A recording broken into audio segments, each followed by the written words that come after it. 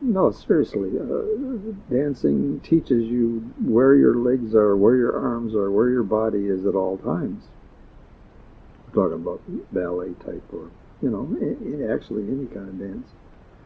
You have to be able to move the parts of your body that the dance requires, and you have to do it right. So, you know, there will be physical development and the discipline learned as they're taught to control their bodies. That's going to be part of the teaching. The teens will learn the limits of his or her physical body. Some will get hurt. Some will die. Some will, but far less than now. What we allow now. What do they say? Moms, get it straight. Some are going to actually get hurt. Some are going to break their arms. Somebody's going to get tackled and break a leg. Somebody's going to fall when they're up on the bars or up on the rings, or but they're going to know how to make their body work. And as compared to the damage done to the teenage bodies now, not even close. Far worse now. And so they say, pay attention to the now that we're allowing, and you'll realize that this is a good idea. I'm going to teach them how to get control of their body and make the body do what they want it to do. Be able to make their body do what they want it to do. See, what did they say? What did they say? They say, if you're not doing that, what happens is you have no choice. And there they are again. Choices, choices, choices. We're adding to your choices. Guess what? You will be able to dance. Guess what? You will be able to box. Guess what? You will be able to play football, basketball, you'll be able to run track. You'll be able to swim. You'll be able to do all those things. Then comes choices, and that's what they want. So they say that there will be more. There'll be more, obviously, you can realize that we haven't discussed every area of it. And as we learn to teach our children, we teach them to control their bodies and the chemicals that have attacked it. That more will be added to the learning given in the camp. So that's different. So how else is this camp different from what we have now? First, there are no adults except for those who are running the camp. There are no adults trying to accomplish adult things. The teenager will not interfere with the normal adult process of life. Second, the teenager will have much more of a structured and disciplined life. Sorry, do-gooders, but you are wrong again. The need of any adult is the ability to discipline all aspects of his or her life. It is hard enough to have to make choices that will affect this life and beyond. It's hard enough to have to make choices that will affect this life and beyond with that discipline, or actually it's hard enough with it. What are you going to do without it? To also be out of control because someone has decided that discipline was cruel is totally unacceptable. To promote lack of discipline is to promote no choice, since you must have discipline in order to maintain the choice. Take away the discipline, you take away the choice. You wonder where the idea of discipline being cruel comes from. Could it be, and they say Book 5, of course, because it's the same thing. If you don't have, and it's physical discipline, self-discipline, and discipline. You've got these adults running the camp, and they're disciplining these teenagers. They're going to learn discipline, and they're going to learn self-discipline. Then, what they always say is, then, as you become an adult, then you go ahead and make your choices. But if you choose to be a dancer, that's what you want to be, you can. But now let's say you didn't have any discipline. Now you choose to be a dancer. You can't. You have, your body won't do what you want to do, and they kick you out and tell you you'll never be a dancer. See, no choice. You understand? I mean, do people make it anyway? Sure. Do people have such a horrible, tremendous desire to be a dancer that they do it anyway? Sure. But what about the people that want to be a dancer and they can't?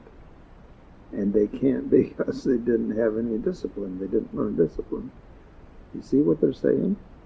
They're saying that, you eliminate choices, and why did you even bother coming here? book 1, 2, and 3. Book 5. Okay, they also say this camp will be more like a military in form and structure. Each teenager will enter the camp with nothing but his or her clothes, and even that will be lost as they're given camp uniforms. The girls are separated from the boys, of course, in the living quarters, and in all other areas they're separated unless supervised. And those in command will be in command. Any teenager who is not in agreement with that concept will be brought to an understanding in the appropriate manner. Now, here again, remember that you take a 17-year-old, 18-year-old, 19-year-old and put them in the army, and that's okay. You have these people that will be in command, and you'll follow their orders, or they just abuse you mentally and physically. So what's the appropriate manner? They say peer pressure, extra work, corporal punishment, whatever works. Whatever the least damage, but whatever, you have to do whatever works. You've got some kids that are going to be teenagers that absolutely are not going to follow anybody's rules. Well, they are. And that's the adult people who are running the camp. That's their job. You will ultimately end up being able to discipline yourself to follow those rules. So that's the way it's going to be, and that's what the aim is, and that's where it is. And compared to now, it'll work. Compared to what you think you want, it might not get there, but at least compared to now, it'll work great. So they say, what appropriate manner do these people who are in charge use? Peer pressure, extra work, corporal punishment, without the dominion abuse. All of these are possible. We ask for it to work. What works? Try each system and find out. Choose the one that works the best. Bring the teenagers under control and keep them there. There will be time enough when they're adults to choose whether the discipline they learn as a teen will be carried on to their new adult life. Sorry, do-gooders, but again, your overprotection has caused too much damage. Okay, now, do you see what they're saying?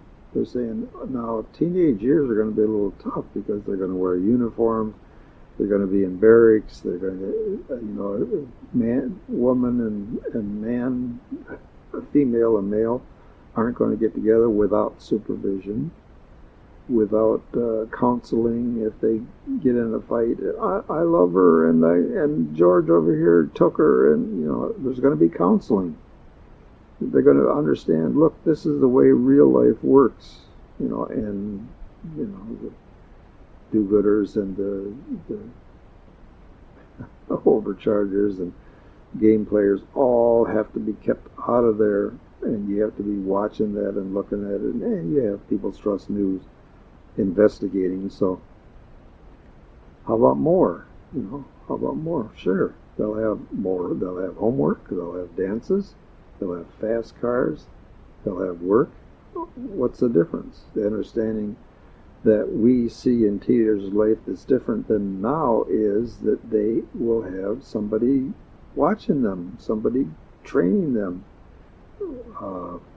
somebody teaching them how to drive fast cars, somebody showing them, letting them drive a little junk car that they crash while they're learning. You understand? It's all structured education. Everything that a teenager has to learn will be structured and carefully laid out. And will there be problems? Sure.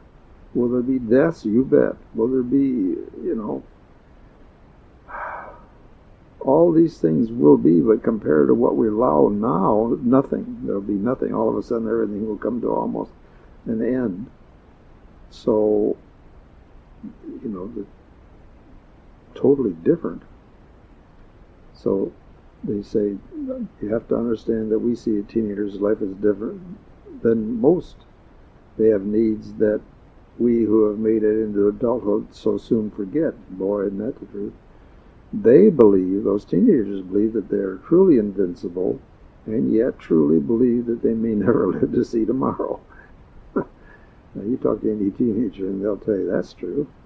They need noise, color, interaction, hyperactivity, and more. They need to learn, yet they need to play as if tomorrow might not come. They need to find out just what this monkey that they are attached to can do. They want to know if they are smart or dumb, good-looking or ugly, fast or slow, strong or weak. Just who are they and where will they fit in this world of ours? The bureaucracy we're hiring for this camp will have the valid answers to those children's questions before they enter the adult world. They will have trained them and taught them, and they will understand before they enter the adult world. Oh, okay, number one, I want to drive a fast car with loud music go ahead. Here's your fast car, but you got to drive this Volkswagen Beetle to start with because you're going to kill yourself on a really fast car until you learn. But once you learn, once you qualify, and that's that private area of society where you have to qualify. Camp is kind of like that. They will qualify you until they feel as best they can that you know enough that you can go ahead and do what it is that you want to do. And ultimately you get to the point where you know enough so that you can do what you want to do, and you'll graduate into adulthood. And then you'll start making your choices. All comes the uniform, and all comes the barracks, and you're allowed to be with females just like all other adults, and the whole thing changes. But that's the day that you get that adult pin, and that's why it becomes so. It should be a party, and it will be a party for a lot of them.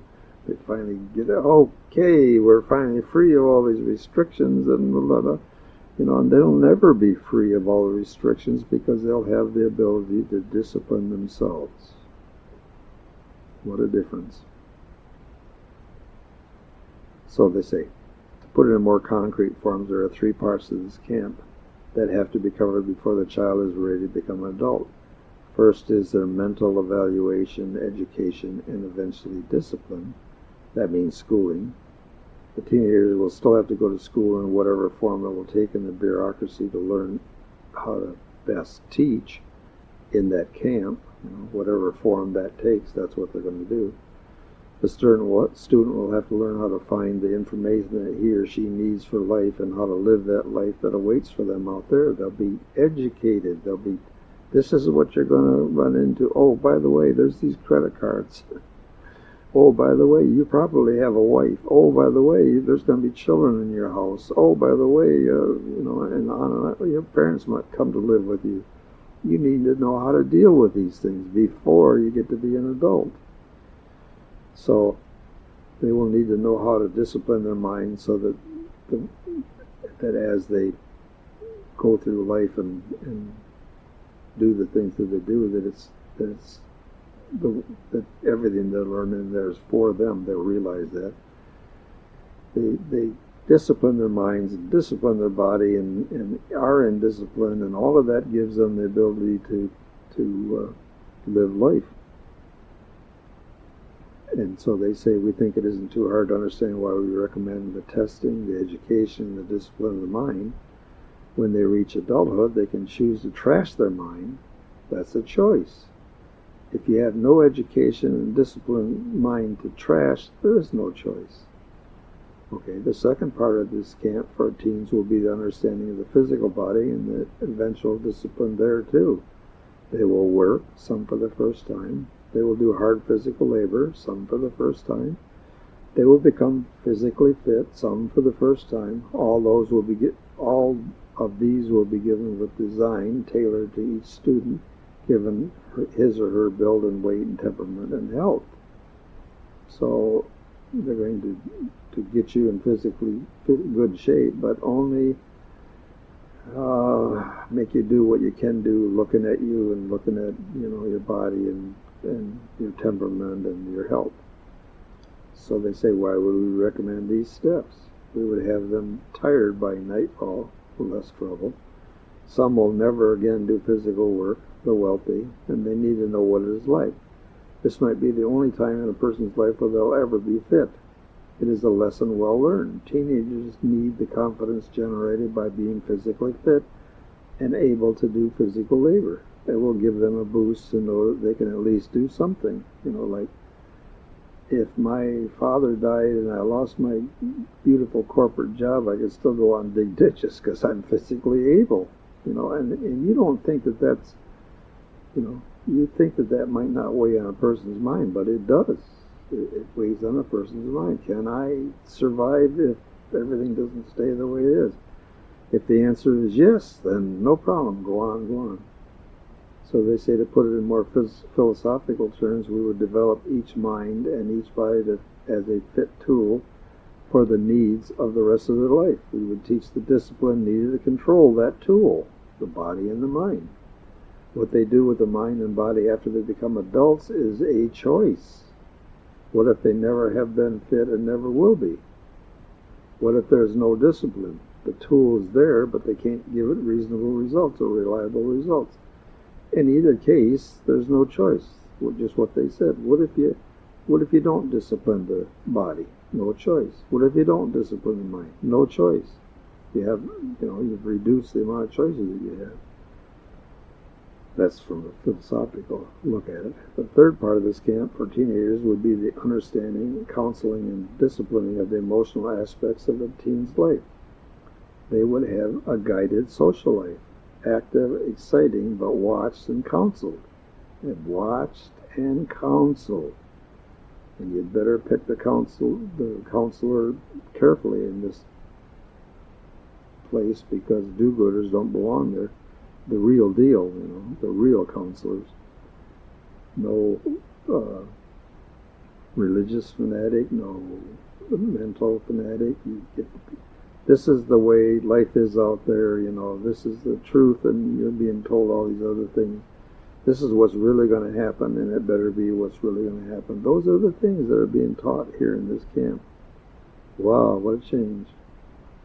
They will learn how to control their emotions. And in brackets, they say, if it takes some made-up crisis to teach that lesson, so be it. The need is to learn how to handle adult life, and the ability to control their emotions, and that understanding or that need fulfilled will help immensely in their life. We would not make this camp so easy that it becomes a lie, quite like school life of today. It must reflect real life out there with the same real problems they will have to face. We will have done the job properly. If we do the job properly, they will enter the real world and be able to handle what's offered there. What did they say? They said, if it takes some made-up crisis. Okay, do you understand what they're saying? They're saying they're going to make up crises to get the teenager to, deal with that now. What did you do? Well, that was wrong, and this was right, and that worked, and this didn't, and so all of a sudden you've got that emotional baggage that you're dealing with under control enough so you can make choices. They will learn control in all areas of their life. They will now become adults. When they become adults, they can choose to be uncontrolled or not as they wish. In the now, there is rarely a choice. Most under 50 have no idea how to control any appetite. That comes later as the crisis of age piles up. Isn't that the truth? Those who have become older begin to understand that now all of a sudden your appetite and the control is mandatory. Okay, you have seen the 3 areas of learning in these teen camps. For those who would go deeper, we go on. For those who would get it or don't need to go no more, you can go to the final thoughts below. For the rest of us, here we go. The first concept is the teenagers will have 2 to 8 years of this camp at the most. Then they will be deemed adults and will enter the adult work world. If they come into conflict with the structure and discipline of this camp, it'll soon pass. They're not going to be there that long, so wham. They will just have to wait until they enter the rites of adulthood before they can begin their quest of a different life. The second you get the adult pin, you come out of the camp. You understand that. So while in the camp, they will learn both how to discipline their lives and how to wait. Neither of those lessons will be wasted on them. Understand that the question of just what this discipline consists of comes to mind. We understand that. We will form a place we will form a place of dominion in our new education system because we're demanding discipline. It might be well understood that any place or system that might generate dominion. The need is to understand what dominion is and why it is and how to prevent it. You know what it is, and they say, yes, you do, and you know why it is. The appetite for evil is strong, and many are willing to feed that appetite. The prevention is accomplished by the understanding of its manifestation and the peers' disapproval of the same. It is just that simple and gives a maximum effect. Will there be evil then in this camp? Of course. Would we be foolish enough to suggest that we get rid of all the evil that could possibly be hired in there? The point is we're trying to reduce the influence on your life and your teenager's life, basically your teenager's life. We're trying to change that influence, so we're trying to get the people that are able to educate those children and point it out to them. What is dominion? Why are you picking on this person? Why, it's all counseled, watched discipline. So they say go back to the discipline then. We suggest only those methods that work to bring order in the camp. Try things. Use the least harmful. Use what works. Teach others. Hire only those who can do the job. You know the system. By now, you know the system. Get the order and the discipline. Remove the I am your God and you will do what I say people. Remove those who have other self-serving thoughts. Again, it's a pivotal point to watch. We want our children to grow with the cycle of abuse broken for good. Up to the time that they're in puberty, we have very little control except doctors or teachers noticing bruises and broken bones. But now that you enter teenagehood, you're being counseled. The second you have a bully, that bully is grabbed and sat down and said, look, this is what you're doing. This is why you're doing it, It is a choice. This person is supposed to be, if I understand the concept correctly, the odds are very high that they would take the bully and the person being bullied and make them be together until the bully and the person being bullied recognize that the other person's human. The other person's an actual human being and not just somebody to beat on you or somebody to pick on. I don't know how they're actually going to do it, and you can understand that it's going to change, and it's going to change, and it's going to get better and better because we're focusing on, we don't lock in, we're focused on it. You got the People's Trust News, and they're saying, hey, look what's going on here, that's not good, let's change that. You don't have that now. The second concept enters into the area of risk versus experience. Perhaps you don't see the risk factor in their education. We have recommended an acceptable level of guided risk in the camp. These children must know their limits and their abilities. Some will be hurt. Some will even die. The guided risk guided risk is what is needed there. That's what we're trying to accomplish. So they say some will die, and you're, oh no, it'll be my kid that'll die. Your kid dies now.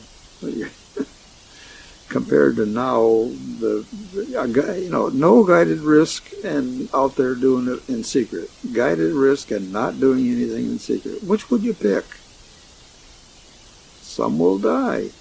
Okay. Some will die anyway.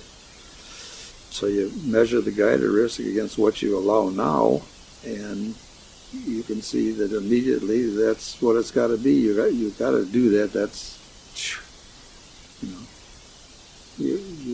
but you say, no, nothing's happening now. You don't know what's happening. Your son or daughter's in a car being driven by another person's son or daughter with no experience in driving and alcohol. And he's doing both. He's driving with no experience and he's drinking alcohol. Do they do that now? Yes, they do. Do you know about it? No, you don't. So they say they die for all manner of ridiculous reasons now. Do they leave home and disappear now? Just what do you allow now? As always, we ask you to measure the new suggestions against now. if the truth is faced, our level of risk is nothing compared to what you allow now. So they say, now back to our education system. They can drive fast if they learn how to drive safely. They can race in the snow or in water-soaked roads if they learn how to drive safely under those conditions first. They can swim, dive, run, jump, climb, hunt, boat if they learn to do those things safely first. Guided activity, learning what they need to know, experimenting, learning their abilities and their limits. That's what we are suggesting. So much for the physical activities. What about the other areas of education? We would have them learn about alcohol if they're attracted to the alcohol, but along with the thrill would come the counseling. They would see firsthand alcoholics and the mess alcohol has made of their life. They would get to talk to those who got pregnant, whose brother or sister died in an alcohol-related accident. They would be taught the true effects of alcohol on them, demonstrated, experienced, and videotaped if that's what they have to do for later shame. What did they say? They said, well, what are they doing? I mean, what are they doing? If you're drawn to, if you're attracted to, strongly attracted to alcohol, they're going to teach you what alcohol does, what it does to you. They're going to videotape you under the influence doing really stupid things, and, they're going to get you to see what it is that you've do. They'll teach you what happens when you lose control, and they'll do it when you lose control, but protected from anybody who would take advantage. You're not doing that now. And finally, they would be taught the appropriate use and advantage of alcohol. Can you see them, the do-gooders and religious people now? Are there advantages to alcohol? Absolutely there are, you liars. Absolutely there are. Are there good things about alcohol? Absolutely there is good things about it. Come on. The problem is always those who are attracted to it and misuse it. And you know it, and we know it, and it's like, that's what I always say about them who are given this information. You can't touch them. So they can tell you where it is. They say the same course is there for those people that are attracted to drugs. They say we would keep them away from all drugs and alcohol were a reasonable choice. But and those who aren't attracted to either will not have anything to do with them. In other words, everybody doesn't get to drink. It's only if you're attracted to it strongly that they're going to give you an education. Or they'll give you a medium education so that you recognize, people that aren't very strongly attracted to alcohol, they get to drink and they get to find out what a fool they've been and so on and so forth. That's an educational process, safely. So those who aren't attracted to either will not be forced. That's good. Still, it will be available for anyone, and they, after strong counseling, will make the choice. Next comes relationships. Counseling, education, and awareness that there's more to this than just self-gratification. And the first thing they say is, can you really teach that sex stuff? Can you teach sex with some guided risk? Can we approach that sacred subject? Who would put what is happening now against the guided counsel approach to the subject? Who would stand in the way? Who has been taught sex is taboo? Who's teaching sex is taboo? When you find out who and why, you will step up and say, do it. Do what? Teach sex. Teach it all. Teach it, like religion in school. Teach the history and the concepts and this, but leave the emotional. You've got to do this out. Teach sex. Teach alcohol. Teach drugs. Teach it all. Teach it. By the time you get done, you'll know everything there is to know about whatever it is that you need to know about, and you will have been guided through it and even understand it. But you're guided and you're safe until you're an adult. And then by the time you're an adult, you're going to go right out there and grab yourself a bottle of whiskey and drink the whole thing down. No, you aren't, because you've been taught. No, you've already gone through all that junk in the camp. So they say, when you find out all the things that you're going to find out, you'll step right up and say, do it. And then they say Book 5. So still we are in the now, and we don't have Book 5 to help us. So what can be recommended to you out there with the children who have to trust the present system? What can you recommend to them? Don't trust. And that's all we can say now. Don't trust those who have been raised by its minions. Don't trust those who have already tasted the power of the blood of the sheep. Don't trust those who would lead your children into bondage of the emotionally crippled. Don't believe them when they say you can't teach your children. You understand? Don't believe them when they say you can't teach your children this or you can't teach your children that. Why? So that we get to teach them when they're totally helpless. That's why. Only we, the experts, can do that. The experts have already bought the lies and they have degrees. Do you understand what they said? They said, don't get those people that have those degrees and are supposed to be experts. They have an agenda. You find out first what it is you want to teach, then find out second part, who can do it, and then find out what their ulterior motives are. If there are none, let them go ahead and teach.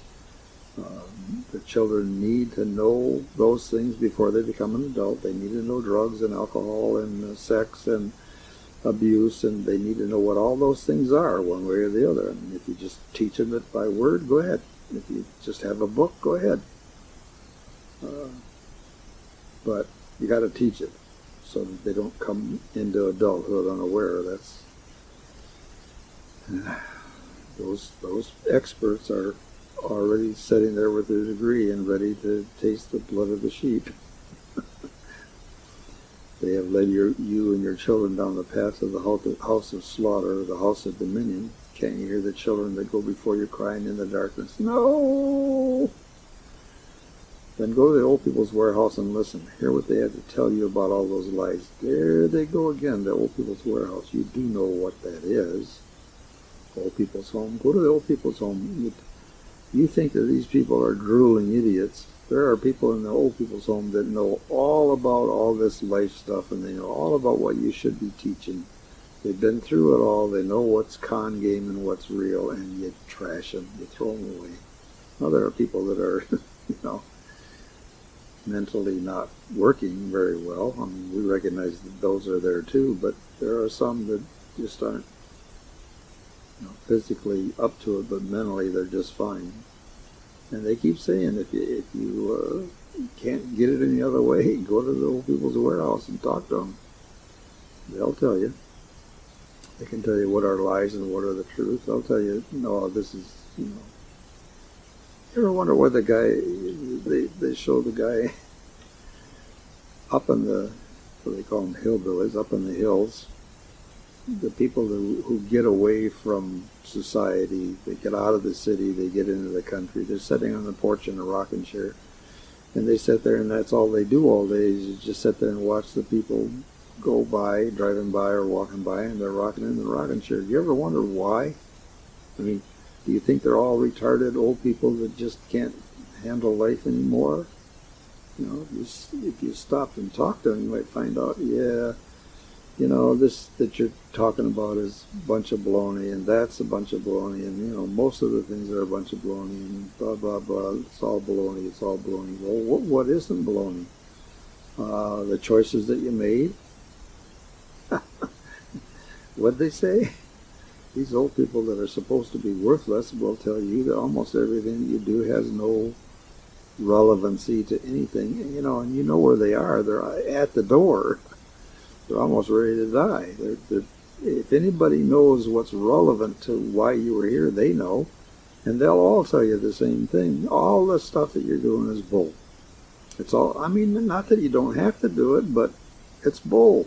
The only things that were important is, if I'd only this, and why did I make that choice, and if I'd only taken time to correct that, and boy, those are the things that they think are important, and they are. And that's why they keep pointing you to the old people's home. Can you teach your children about love, relationships, caring about others' feelings, and the like? Can you teach them about sex in relation to those? If you can't, you don't know. If you can't, you don't know. See what they're pointing at? There's a lesson that most adults in this day and age might well get back to school and learn. Many of the finest little atrocities are performed in this area of man-woman relationships, or just relationships. And before you jump to agreement, understand, performed by both sexes. Oh. The atrocities performed in the area of personal relationships are performed by both sexes. And we will leave the subject at that, they say. You must decide who will teach your children. Those who now do the job with the church's blessings will be more than happy to continue. Think about it.